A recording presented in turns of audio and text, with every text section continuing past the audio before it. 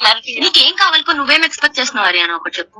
నేనేం చేసిన లైఫ్ లో నేను నా ఇంట్లో చెప్పేసుకున్నాను. నా లైఫ్ లో ఈ అబ్బాయి మాత్రం మన ఇంట్లో ఫ్యామిలీ మెంబర్ నాతో ట్రావెల్ అవుతాడు అని. నాకు ఓకే ఓకే హరియానా, ఆ అబ్బాయి కూడా నీకు ఫ్రెండ్ గా ఉంటాడు. ఫ్రెండ్ కాదు లావణ్య. మరి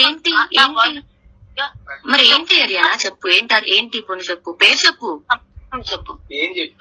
ఫ్రెండ్ దాకా నాకు చాలా ఎక్కువ, నాకు చాలా ఇంపార్టెంట్.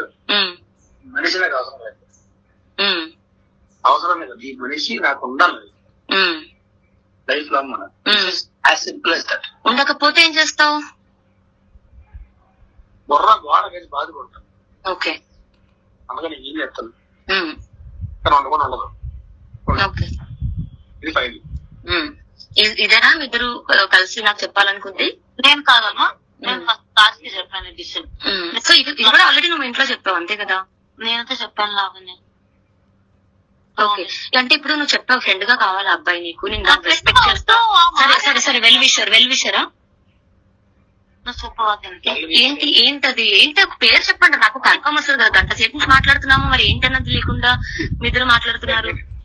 కబడ్డీసా, లేకపోతే రిలేషన్షిప్ లో ఉన్నారా, ఇల్లీగల్ అఫేరా, లేకపోతే పెళ్లి చేసుకుంటారా, లవ్ లో ఉన్నారా, లేకపోతే ఏంటి? చెప్పు చెప్పు చెప్పు చెప్పు. అదే కదా, నేను కాదనట్లేదు చిన్నోడా. నీకు ఒక రాజు వినిపించలేదా తన గొంతు నీకు? ఏనా మాట్లాడలేదు వినపడి కూడా. అదే నువ్వు కూడా మూడో పక్షులు ఆడేవో కదమ్మా మా కర్మకి. నాకు కుక్కలు గిక్కలు పడవు. అదే కుక్కలు పడవు, కానీ వీడు కావాలి. అదే కదా నీ ప్రాబ్లం, నా ప్రాబ్లం కూడా. అయ్యో అయ్యయ్యో, పాపం కుక్కలు పడవు. కుక్కతో ప్రేమగా మాట్లాడినా పడదు.